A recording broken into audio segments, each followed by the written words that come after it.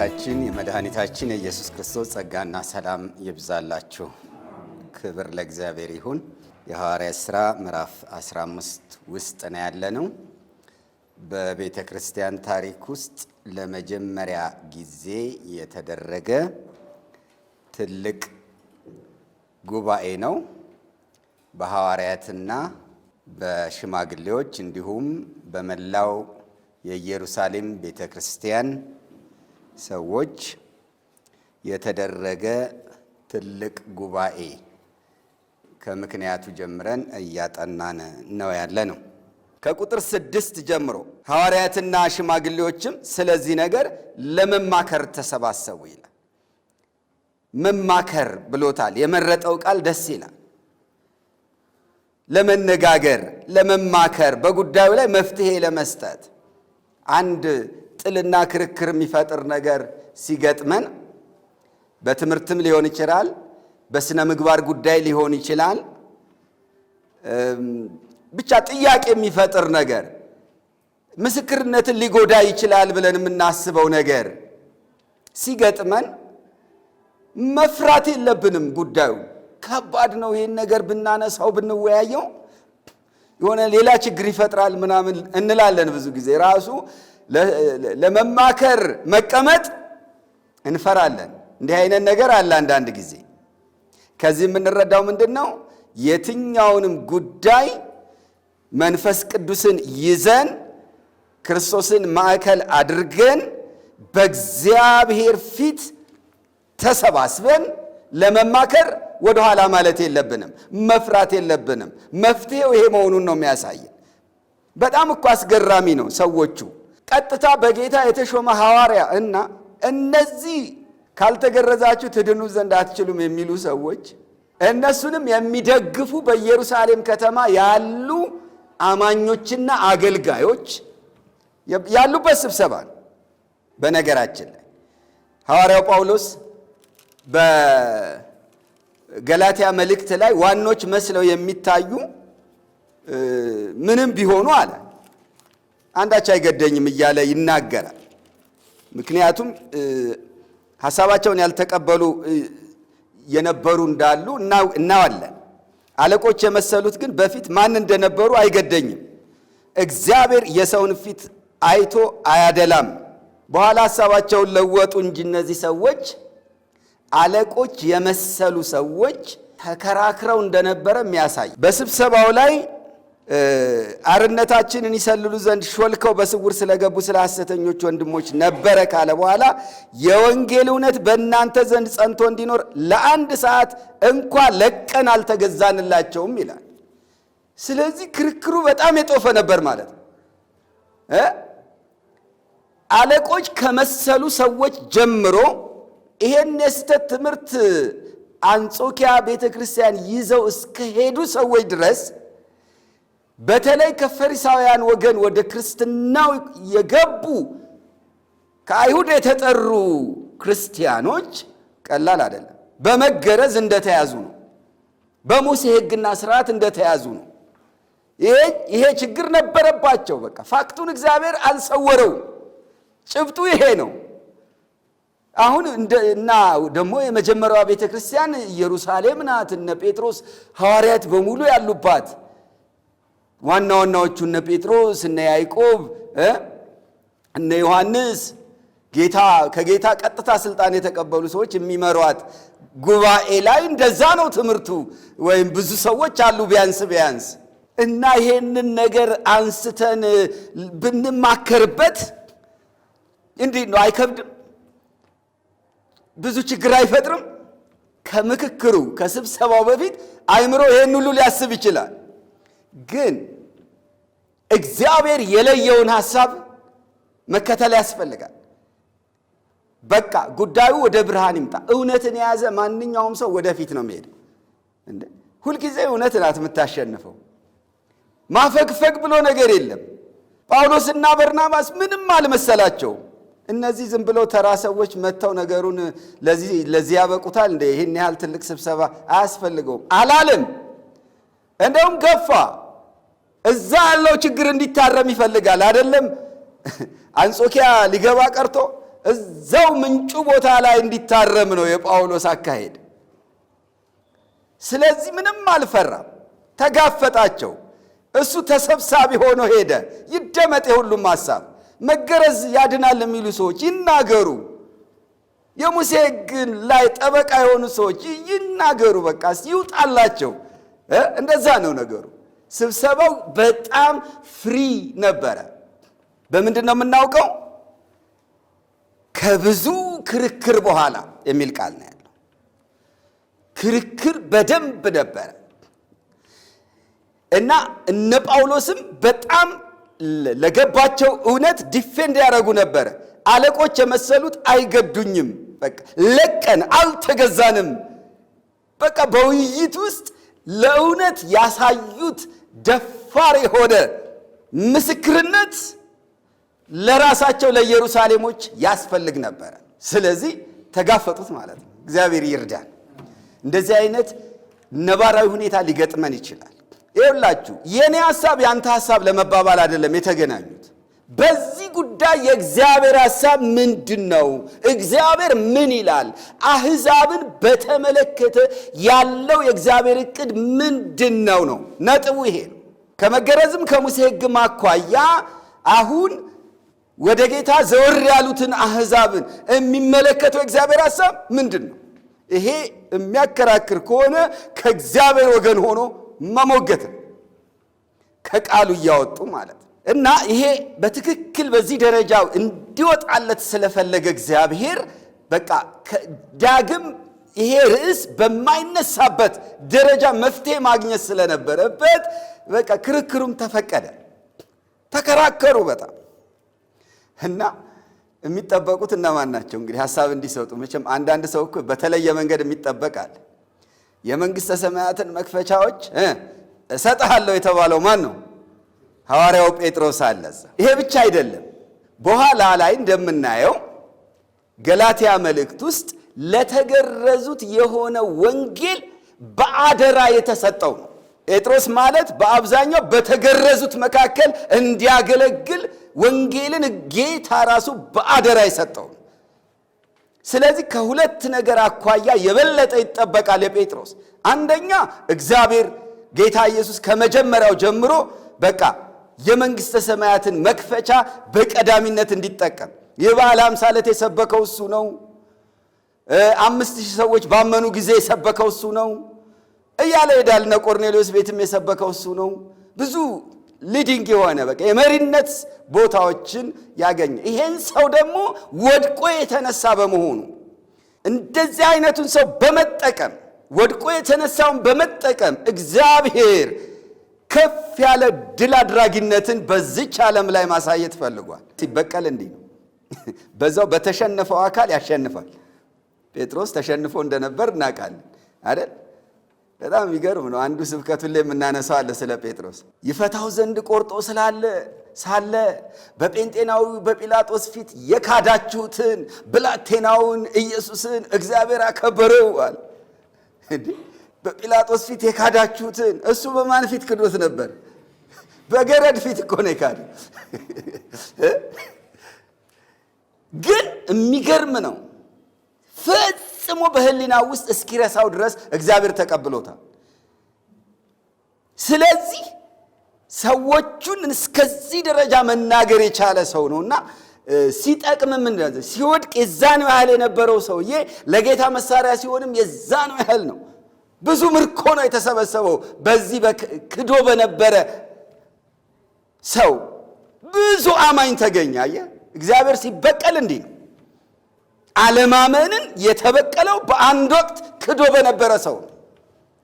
በጣም የሚገርም እኮ። ስለዚህ እንዲህ አይነት ሰው ነው ጴጥሮስ። ብዙ በጣም የታወቀ ሐዋርያ ነው። ምዕራፍ 12 ላይ ስለ ጴጥሮስ ወደ ሌላ ስፍራ ወጥቶ ሄደ ነው። እንግዲህ ያው ጴጥሮስን ጨምሮ ይዞ ያዕቆብን ገደለና ሄሮድስ ጴጥሮስን ጨምሮ ሲይዝ ሊገለው ነበረ በማግስቱ። ግን በእግዚአብሔር መልአኩን ልኮ አዳነው። ከዛ ወጥቶ ወደ ሌላ ስፍራ ሄደ ነው የሚለን። የት እንደከረመ የት አካባቢ እንዳገለገለ የምናውቀው ነገር የለም። ግን በድንገት ተመልሶ እዛው ኢየሩሳሌም አገኘ። ይሄ ራሱ ደስ ይላል። ክብር ለጌታ ይሁን። አሁን ስብሰባው ላይ ተገኝቷል። እዛው ሊገደል የነበረበት ከተማ ላይ እዛው እንግዲህ በጣም የሚፈለግ ሰው ነው። ግን በዚህ ስብሰባ በዚህ ወሳኝ ጉዳይ ላይ ግን ጴጥሮስ እዚህ ላይ ብቅ ይላል። ስብሰባው ላይ ሐሳብ ይሰጣል። እውነትም እሱ መናገር ነበረበት።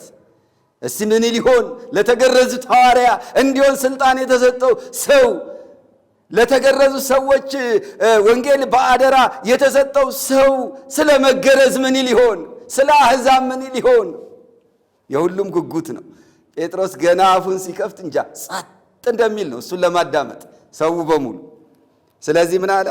በጣም ደስ የሚል ቃል ነው የተናገረው። አሕዛብ ከአፌ አነጋገሩ በጣም ደስ የሚል ነው። አድሬስ ያደረገው እንዴት ነው? ወንድሞች ሆይ ብሎ ነው የጀመረው። ጉባኤውን በጠቅላላ ወንድሞች ሆይ። አነጋገራቸው ደስ ይላል። በቃ ቤተሰባዊ ነው፣ የራስ ጉዳይ ነው። እንደዚህ ነው መጠራራት ያለብን እንጂ አሁን እዚህ ጋር ችግር የፈጠሩ ሰዎች አሉ። እንደዛ ነው የሆነ ብዙ ክርክር፣ ብዙ ውዝግብ፣ ብዙ ጥልና ክርክር አለ ተብሎ እንደዚህ ማለት እንዴት ይችላል አይባልም። ወንድሞች ሆይ ሁሉንም መንፈሳዊነት የተሞላው አነጋገር። አሕዛብ ከአፌ የወንጌልን ቃል ሰምተው ያምኑ ዘንድ እግዚአብሔር በመጀመሪያው ዘመን ከእናንተ እኔን እንደመረጠኝ እናንተ ታውቃላችሁ። ልብንም የሚመረምር አምላክ ለእኛ ደግሞ እንደሰጠን መንፈስ ቅዱስን በመስጠት መሰከረላቸው። በጣም ደስ የሚል ነገር። ይሄ እንግዲህ ወደ ምዕራፍ 10 የሚወስደን ነው። ምዕራፍ 10 እንደሚያሳየን ቁጥር 45 ላይ ቃሉን በሰሙት ሁሉ ላይ መንፈስ ቅዱስ ወረደ ነው የሚለው። ይህንን ነው የተረከላቸው። ከእናንተ አስቀድሞ አሕዛብ ከአፌ የወንጌልን ቃል እንዲሰሙ የመረጠኝ እኔ ነኝ። ስለዚህ በዚህ ጉዳይ የመናገር መብትም ብቃቱም አለኝ ማለት እኮ ነው። ከዛ ማስረጃ እኮ ነው እያቀረበ ያለው። ለእኛ እንደወረደው መንፈስ ቅዱስ ለእነሱ ወረደላቸው፣ ለእነሱም ሰጣቸው። ልብን የሚያውቅ አምላክ ለእኛ ደግሞ እንደሰጠን መንፈስ ቅዱስን በመስጠት መሰከረላቸው ነው። መዳናቸውን መሰከረ ነው። መሰከረላቸው ኋላ ምንድን ነው የሚመሰክረው? እንደተቀበላቸው መሰከረላቸው። ማን ነው የሚመሰክረው? ጴጥሮስ ወይስ ሌላ ሰው? ማን ነው? ልብን የሚያውቅ አምላክ። ይሄ በጣም በጣም ከባድ መረጃ ነው። ከባድ ማስረጃ ነው፣ መረጃ አይደለም። ይኸውላችሁ በሚሰብኩበት ጊዜ ጴጥሮስ መንፈስ ቅዱስን ይቀበላሉ ብሎ እንደው ሊያስብ ይችላል? እየሰበከ እያለ እሱ ሊያስብ የሚችለው ቢያንስ እንደነዛ እንደ በዓለ ሃምሳዎቹ ወይም የሚለያቸው ያው መተው ሲጠመቁ ነው። ያመኑትን መለየት የሚችለው መተው ሲጠመቁ ነው፣ ወይ ደግሞ ማመናቸውን ሲናገሩ ነው። ግን ቃሉን እኮ እሱ እየሰበከ ነው። ቃሉን እየሰበከ ነው። እሱ ስራ ላይ ነው። እሱ ራሱ በዛ ሰዓት ላይ እነዚህ ሰዎች መንፈስ ቅዱስ እንዲገባባቸው የሚያስችል እምነት በውስጣቸው መኖሩን መፈጠሩን ጴጥሮስ ማወቅ ይችላል። ልብን የሚያውቅ አምላክ ግን ያውቃል። አየህ፣ ለዛ ነው ቃሉን በሰሙት ሁሉ ላይ መንፈስ ቅዱስ ወረደ ይላል። ይኸውላችሁ መንፈስ ቅዱስን ለመቀበል ምን ያስፈልጋል? ቢያንስ ይሄ ጥምቀት፣ እጅ መጫን ምናምን እነሱ ግድ አይደሉም፣ ያው የምናውቀው ነው። ከዛ በፊት ነው የወረደው። ግን አንድ ነገር የግድ ነው። ሰዎች መንፈስ ቅዱስን እንዲቀበሉ በጌታ በኢየሱስ ክርስቶስ ማመን አለባቸው። ባመናችሁ ጊዜ መንፈስ ቅዱስን ተቀበላችሁ የሚለው ጥያቄ ይሄን ያሳያል። እንደገና ኤፌሶን 1 ቁጥር 13 ላይ የእውነትን ቃል ይኸውም የመዳናችሁን ወንጌል ሰምታችሁ ደግሞም በክርስቶስ አምናችሁ ከዛስ በተስፋው መንፈስ በመንፈስ ቅዱስ ታተማችሁ። ስለዚህ ምን ያስፈልጋል? እምነት ያስፈልጋል። እነዚህ ሰዎች ግን ቃሉን እየሰሙ ነው፣ ማመናቸው አልታወቀም። እና እንዴት ገባባቸው መንፈስ ቅዱስ? ገና እኮ እየሰሙ ነው። ልብን የሚያውቅ አምላክ ያውቃል። ክብር ለጌታ ይሁን። ለዛ ነው ልብን የሚያውቅ አምላክ ብሎ ነው የገለጸው። ለእኛ ደግሞ እንደሰጠን መንፈስ ቅዱስን በመስጠት መሰከረላቸው። እነዚህ ሰዎች አምነዋል ብሎ መሰከረላቸው። ድነዋል ብሎ መሰከረላቸው ማለት እኮ ነው። የኔ ናቸው ብሎ መሰከረላቸው ማለት ነው። ያችሁት ልባቸውንም በእምነት ሲያነጻ በእኛና በእነርሱ መካከል አንዳች አለየ። ስለዚህ ስራ ተሰርቷል። አየ ጴጥሮስ ስብከቱን ነው እንጂ የሚያውቀው ውስጥ ግን ልብን የሚያውቅ አምላክ ስራ እየሰራ ነው። አንደኛ በቃ ያ ቃል ላይቭ እየተሰበከ ማመናቸውን ያውቃል። በጌታ አመኑ እነዚህ ሰዎች። ከዛ ባመኑት እምነት እያነጻቸው ነው። እግዚአብሔር ልባቸውን በእምነት አነጻው እያለ የእግዚአብሔር ቃል እየተሰበከ እነሱ እዛው ቁጭ ብለው አመኑ። በሚያምኑበት ሰዓት በቃ ከአሕዛባዊ እርኩሰታቸው ምን ሆኑ? ነጹ። የሚገርም ነገር በዛ ሐዋርያት ሥራ ምዕራፍ 10 ላይ ቁጥር 28ን ስናነብ ምን አለ ጴጥሮስ ሲናገር? አይሁዳዊ ሰው ከሌላ ወገን ጋር ይተባበር ወይም ይቃረብ ዘንድ እንዳልተፈቀደ እናንተ ታውቃላችሁ አለና ለኔ ግን እግዚአብሔር ማንንም ሰው እርኩስና የሚያጸይፍ ነው እንዳልል አሳየኝ ይላል። እዛ ሸማው ላይ የታዩት እነዛ የማይበሉ እርኩስ እንስሳት ለካ የሚወክሉት ሰዎችን ነው ማለት ነው። ምክንያቱም እዛ ስፍራ ላይ ምንድነው ያለው? እግዚአብሔር ያነጻውን አንተ አታርክስ ብሎታል። ስለዚህ እርኩስና የሚያጸይፍ ነው ማለት የለበትም። ማንንም ሰው አሕዛብን ጭምር። አሁን ይገረዙ እያሉ የሚከራከሩት ሰዎች አሕዛብን እንደ ርኩስ ወስደዋቸው ነው። አይደለም እግዚአብሔር አንጽቷቸዋል እያለ እኮ ነው። ልባቸውን አነጻው፣ ውስጣቸውን አጠበው። በምን? በመገረዝም በመንጻት ስርዓትም አይደለም፣ በእምነት። የሚታመነው ማን ነው? ጌታ ኢየሱስ። ጌታ ኢየሱስ ክርስቶስ ደሙን አፍስሷል። የልጁ የኢየሱስ ክርስቶስ ደም ከኃጢአት ሁሉ ያነጻል። አይደል እንዴ? ስለዚህ ነው ያመኑት። ስለዚህ በደሙ ታጠቡ፣ ነጹ። ጴጥሮስ ነው ይህን እየመሰከረ ያለው። ለተገረዙት ሐዋርያ የተደረገው ወንጌል በአደራ የተሰጠው ሰው ነው እየተነጋገረ ያለው እና እግዚአብሔር ተቀብሏቸዋል ነው። አሁን እዚህ ጋር በቃ ማለት የፈለገው ነገር ይሄ ነው። በእኛና በእነሱ መካከል አለየም። በቃ እኛ ከነሱ የተለየን አይደለንም፣ እነሱም ከኛ የተለዩ አይደሉም። በቃ አነጻቸው። አንድ መንፈስ ለኛ የወረደው ለነሱ ወረደ። እግዚአብሔር መሰከረላቸው፣ እግዚአብሔር ተቀብሏቸዋል። ስለዚህ አሁን ወደ መልእክቱ መጣ። ማስረጃውን ከተናገረ በኋላ ምን አለ? እንግዲህ አለ፣ ሊደመድም ሊል የፈለገውን ሊናገር ነው። አባቶቻችንና እኛ ልንሸከመው ያልቻልነውን ቀንበር በደቀ መዛሙርት ጫንቃ ላይ በመጫን። አሁን ስማቸው ተቀየረ። በአሕዛብ ላይ በመጫን አይደለም እያለ ያለው፣ በደቀ መዛሙርት ጫንቃ ላይ በመጫን እግዚአብሔርን አሁን ስለምን ትፈታተናላችሁ? እንዴት አይነት ስብሰባ ነው አካችሁ! እነዛ በቃ ይገረዙ የሚሉትን ሰዎች ነው አይደል? ሌላ ማንን? ይሄ ማለት እኛን አይደለም፣ እነ ጳውሎስን አይደለም፣ አሁን ጉዳዩን ይዘው የመጡ የአንጾኪያ ሰዎች ወንድሞችን አይደለም። ይኸውላችሁ እግዚአብሔርን እየተፈታተናችሁ ነው። ይሄ መታወቅ አለበት። ምክንያቱም አሕዛብን መንፈስ ቅዱስን በማውረድ ተቀብሏቸዋል። በቃ እሱ ይሄን አድርጓል። ልባቸውን በእምነት አንጽቷል። በእኛና በእነሱ መካከል አለየም እና ከማን ጋር ነው አሁን ንግግራችሁ? እግዚአብሔር ከተቀበላቸው እናንተ ምንድናችሁ እንደማለት እኮ ነው። ይሄ ራሱን እግዚአብሔርን የሚያስቆጣ ነገር ነው።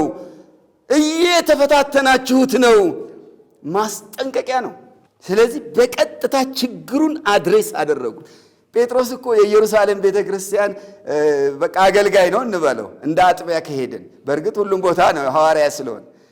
ግን በዋናነት እዛን ግን በዛው ጉባኤ ውስጥ እሱ የሆነ የአጥቢያ ወገንተኝነት ወይም የነዛ ሰዎች ምናምን አይደለም። እዚህ ጋር አሁን በመንፈስ ቅዱስ ኃይል ነው የሚናገረው።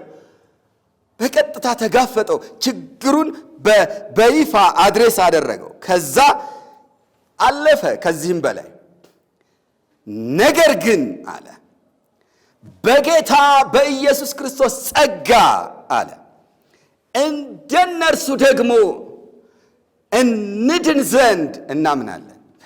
ይሄ ማለት በቃ እንደውም አይሁዳውያኑን እነሱን ከነዛ በታች የማድረግ ነገር ነው። የያዝነው ሕግ የሙሴ ሕግ ከሆነ አባቶቻችንና እኛ ልንሸከመው ያልቻልነው ቀንበር ነው እያለ እግዚአብሔር በአይሁድ ላይ የጣለው ቀንበር ነው። ቀንበር ምንድን ነው?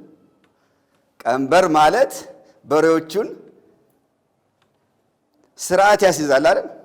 ቀንበር መጥፎ ነገር ነው እንደ መጥፎ ነገር አናየው። የሕግ ቀንበር ነው። ሕግ ነው እኮ የሙሴ ስርዓት እኮ ነው። ግን እነሱ እንዲሸከሙት ነው። እስኪ እዩት ነው። እስኪ እረሱት፣ እስኪ ስሩበት። በዚህ ሕግ ተሸክማችሁ እዩት። ሕግ መፈተሻ ነው። ታውቃላችሁ፣ ሰውን የሚያበጥር ነው የእግዚአብሔር ሕግ። በራሱ ትከሻ ላይ በቀንበርነት ራሱ እግዚአብሔር ነው ያሸከማቸው ለአይሁድ ማለት ነው። ምክንያቱም ራሳቸው ናቸው ያሉት።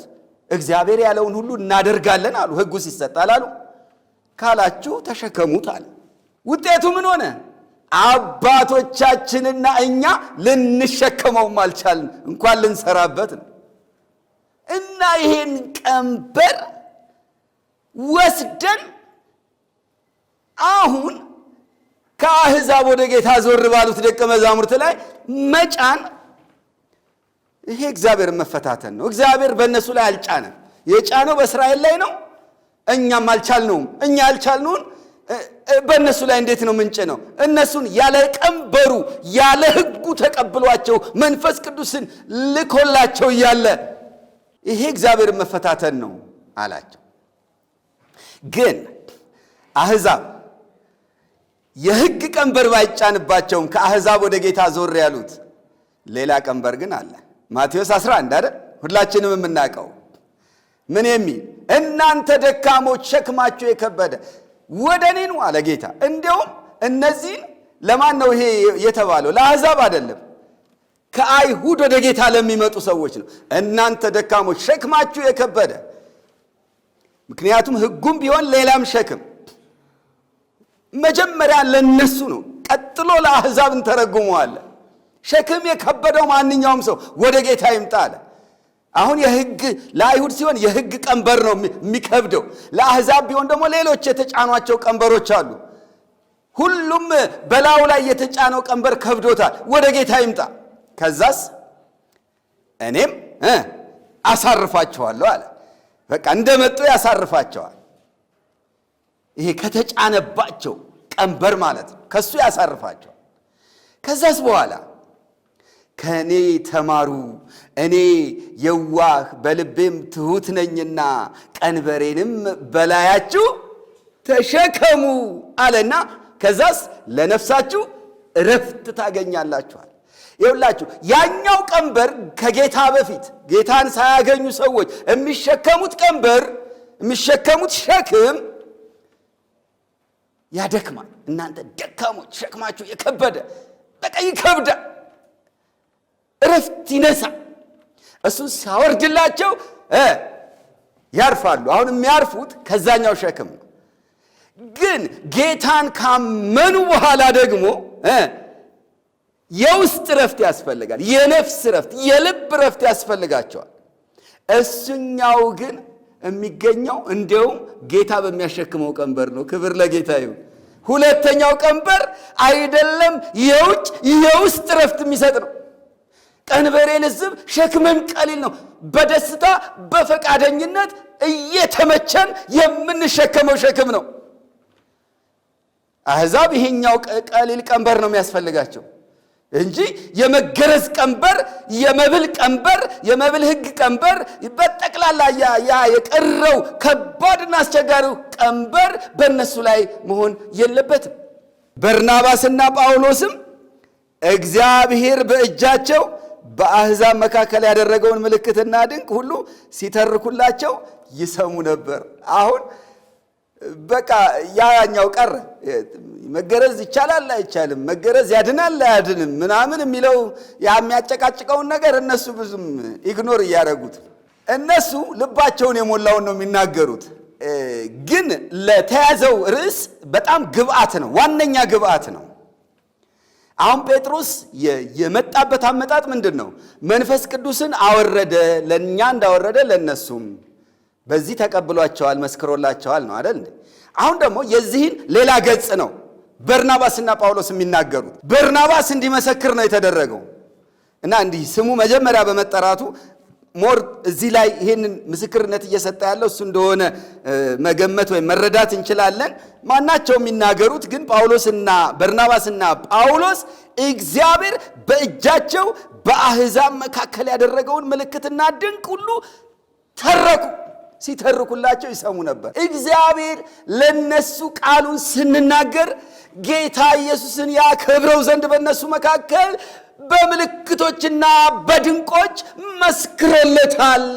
በአሕዛብ አገር ባደረግነው አገልግሎት እግዚአብሔር ከኛ ጋር ነበር። በአሕዛብ መካከል የምሰብከውን ወንጌል አስታወቅኳቸው ይላል ገላትያ ላይ ጳውሎስ ሲናገር። በቃ አሁን የተቀየሩ ይመስላሉ ሰዎቹ። ዝም አሉ። በቃ ምንም አፍ የላቸውም። ያ ሁሉ ተከራካሪ የእግዚአብሔርን ስራ መስማት ጀመረ። ልቡ እየተለወጠ በቃ ያ ሁሉ ሃይማኖተኛ፣ ያ ሁሉ የሆነ ስርዓታዊ የሆነ ክርስቲያን እኮ ነው። ይሄ መታረም ስለነበረበት በዚህ ሁሉ ምስክርነት፣ በዚህ ሁሉ ስብሰባ ላይ በሚሰጠው ሐሳብ እንደውም ጥቅሙ ለማን ሆነ? ለአንጾኪያ ሳይሆን ለራሳቸው ለኢየሩሳሌሞች ሆነ። እዛ መለወጥ ያለባቸው ሰዎች ነበሩ።